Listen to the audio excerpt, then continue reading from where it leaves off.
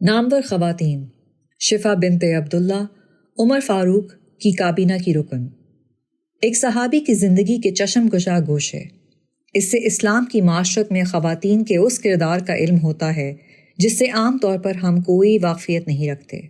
عرب کے دور جہالیت کا سوچ کر خیال آتا ہے کہ اس وقت کی عورت اگر آزاد اور خاندانی ہے تو وہ محض دل لبھانے والی اور مرد کی ملکیت ہوگی، اور اگر غلام ہے تو ایک بے حیثیت مزدور یا مالک کے لیے ہر جائز ناجائز طریقے سے کمائی کرنے والی ہوگی۔ اس سے بالکل برعکس ہم نے ایک ایسی خاتون کے بارے میں پڑھا جو اس تصور سے بالکل مختلف ہے۔ ہماری مراد شفا بنت عبداللہ سے ہے۔ ان کا تعلق قریش کے قبیلے عدی سے تھا، اور وہ مکہ کے ان لوگوں میں سے تھیں جنہیں پڑھنے لکھنے کی مہارت حاصل تھی۔ یاد رہے، اس وقت مکہ میں صرف 20 لوگ یہ علم رکھتے تھے۔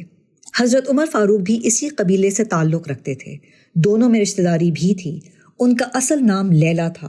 وہ 7ویں صدی میں جزیرہ عرب کے صحرا میں عبداللہ ابن عبدالشمس اور فاطمہ بنت وہاب کے ہاں پیدا ہوئیں۔ بچپن ہی سے علم کی پیاس انہوں نے اپنے والدین سے پائی۔ آفرین ہے ان والدین پر جنہوں نے عرب کی اس جہالت میں بھی اپنی بیٹی کو علم حاصل کرنے کی روشنی دکھائی اور اس کی ہر قدم پر حوصلہ افزائی کی۔ پڑھنے لکھنے کے ساتھ ساتھ لیلا نے فن خطاطی بھی سیکھی تھی۔ BBC کے مقالہ نگار وقار مصطفیٰ نے احمد بن جابر کی کتاب فتوح البلدان کے حوالے سے لکھا ہے کہ وہ مکہ کی پہلی خاتون تھیں جنہوں نے خطاطی میں یہ مہارت سیکھی تھی۔ لیلا کا نام شفا تب پڑا جب انہوں نے ایک اور فن سیکھا، اور یہ فن تھا جڑی بوٹیوں کے استعمال سے لوگوں کا علاج کرنا۔ ظاہر ہے کہ یہ فن انہوں نے کسی حکیم یا کسی مدرسے سے نہیں بلکہ اپنے گہرے مشاہدے سے سیکھا تھا۔ یقیناً موجود معلومات کے بعد انہوں نے مختلف بیماریوں میں اس کا استعمال کیا ہوگا، اور اس کے نتائج سے اس وقت کی عام بیماریوں میں مؤثر جڑی بوٹیوں کا پتہ لگایا تھا۔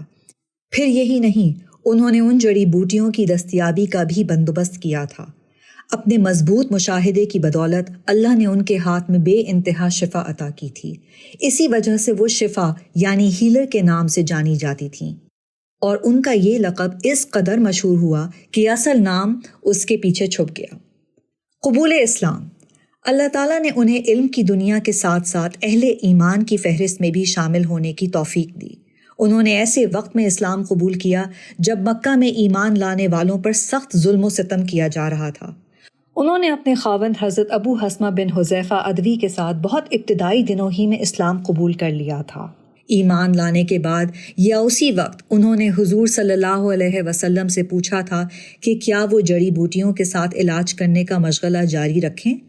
تب حضور صلی اللہ علیہ وسلم نے انہیں بخوشی اس کی اجازت دی۔ ایمان لانے کے بعد اس وقت کے حالات کے مطابق کفار نے انہیں تنگ بھی کیا ہوگا، لیکن اس کی تفصیل نہیں ملتی۔ البتہ ان کا اولین لوگوں کے ہمراہ مدینے کی طرف ہجرت کر جانا اس بات کی طرف واضح اشارہ ہے کہ انہیں کفار سے سخت خطرہ تھا۔ مدینے میں شفا کی حیثیت: ہجرت کے بعد شفا کی رہائش مدینے کے بازار کے ساتھ ہی تھی۔ بیان کیا جاتا ہے کہ یہ گھر حضور صلی اللہ علیہ وسلم نے انہیں بطور خاص عنایت کیا تھا۔ حضرت شفا کا اس قدر خیال یہ صاف ظاہر کرتا ہے کہ ان کی قابلیتوں کی وجہ سے حضور نے انہیں خصوصی اہمیت دی۔ یہاں وہ اپنے شوہر اور بیٹے سلیمان کے ساتھ رہتی تھیں۔ روایت میں یہ بھی آتا ہے کہ پیغمبر اسلام کئی مرتبہ ان سے ملنے گئے، اور گفتگو سے معلوم ہوا کہ وہ خریداری اور کاروبار کے بارے میں بہت اچھی اور مفید معلومات رکھتی تھیں۔ چنانچہ حضور صلی اللہ علیہ وسلم نے ان سے کاروبار کے طریقوں کے بارے میں ان سے مشورے بھی لیے، یعنی ایک عورت رسول اللہ کو کاروبار پر مشورے دیتی تھی، دین پر سوالات کرتی تھی۔ اس سے ضمناً یہ بات بھی معلوم ہوئی کہ اس زمانے میں خواتین کا گھروں میں بند ہو کر رہنے کا تصور حقیقت کے بالکل خلاف ہے۔ وہ بازار بھی جاتی تھیں، لوگوں کا علاج معالجہ بھی کرتی تھیں، اور دیگر امور میں بھی حصہ لیتی تھیں، جس کا تذکرہ آگے آئے گا۔ جیسا کہ بتایا گیا ہے کہ شفا حضرت عمر فاروق کی رشتہ دار تھیں، اس لیے وہ حضرت عمر کی بیٹی اور حضور کی اہلیہ ام المومنین سیدہ حفصہ رضی اللہ عنہ سے بھی ملنے آتی تھیں۔ روایات میں آتا ہے کہ سیدہ حفصہ کو شفا ہی نے لکھنا پڑھنا سکھایا تھا، چنانچہ روایت میں ذکر ہے کہ ایک مرتبہ حضور صلی اللہ علیہ وسلم کی موجودگی میں شفا آئیں تو آپ نے فرمایا کہ شفا، جیسے تم نے حفصہ کو لکھنا پڑھنا سکھایا ہے، ایسے ہی انہیں نملہ نامی بیماری کا علاج بھی جڑی بوٹیوں سے کرنا سکھاؤ۔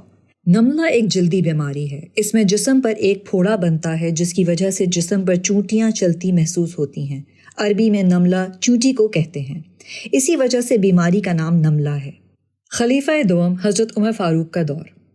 خلافت راشدہ میں عورت کے معاشرے میں فعال شرکت کا اندازہ اس سے لگایا جا سکتا ہے کہ حضرت عمر جب خلیفہ بنے تو شفا سے اقتصادی پالیسی اور تجارت سے متعلق مشورے لیا کرتے تھے۔ اس کی وجہ یہ تھی کہ حضرت شفا بازار کا مشاہدہ کرتی رہتی تھیں۔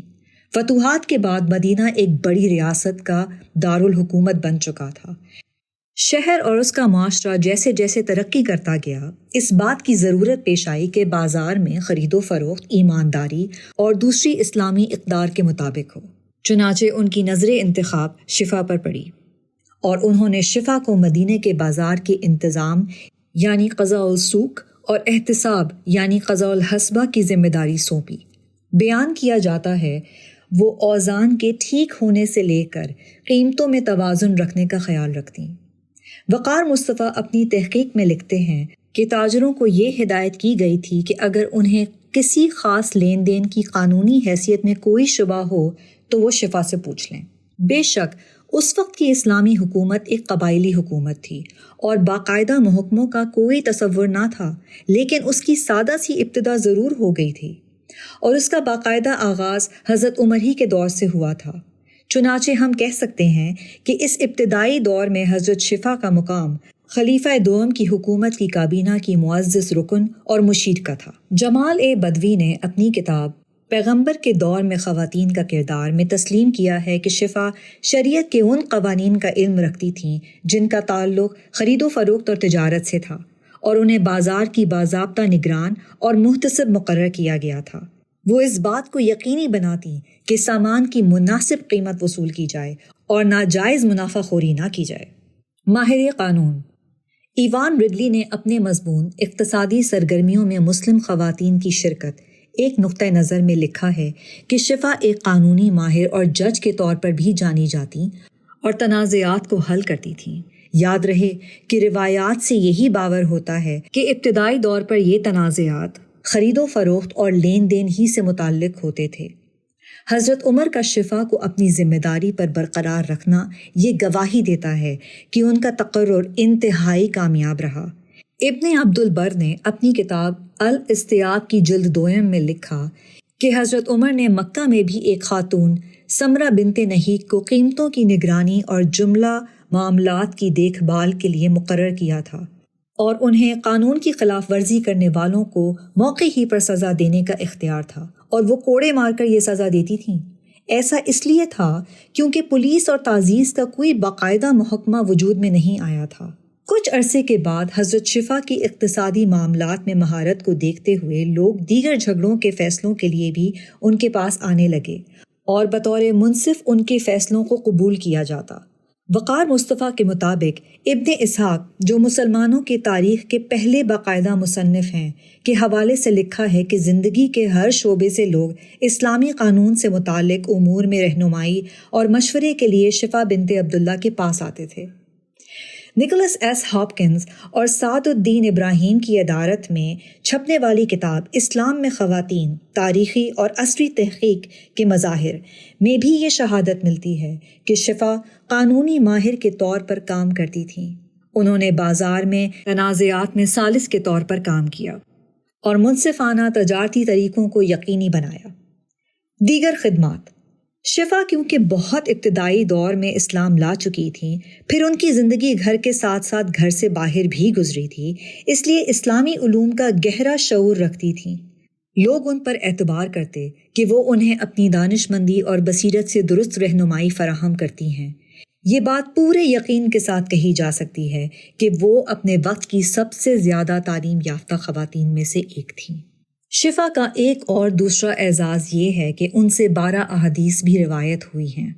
آپ کو نبی اکرم صلی اللہ علیہ وسلم اور حضرت عمر سے براہ راست روایت کا اعزاز حاصل ہے، اور ان کی یہ روایات امام بخاری، امام نسائی اور ابو داؤد نے اپنی کتب میں درج کی ہیں۔ شفا بنت عبداللہ کی وفات حضرت عمر ہی کے دور خلافت میں ہوئی۔ ان کی ایک بیٹی اور ایک بیٹے کا ذکر تاریخ میں ملتا ہے۔ بیٹے کا نام سلیمان بن ابو حیثمہ تھا۔ شوہر کے مقابلے میں تاریخ کی کتب میں شفا کا ذکر جس قدر کثرت سے ملتا ہے، اس سے واضح ہے کہ وہ ایک غیر معمولی خاتون تھیں، اور شوہر کے ساتھ بھی ان کے تعلقات بہت مثالی رہے۔ شفا کی زندگی میں ان کے شوہر ابو حیثمہ کی دوسری شادی کا کوئی ذکر نہیں ملتا۔ حضرت شفا کی تاریخی کردار کی اہمیت۔ آج کے دور میں شفا بنت عبداللہ کی سیرت ایک طاقتور یاد دہانی ہے۔ وہ یہ کہ ایک عورت کا تعلیم یافتہ ہونا معاشرتی ترقی اور معاشرتی تبدیلی کا ایک بنیادی ستون ہے، اور ان کی زندگی اسلامی معاشرت کی اس تصویر سے یکسر مختلف ہے جس کا عام طور ذکر کیا جاتا ہے۔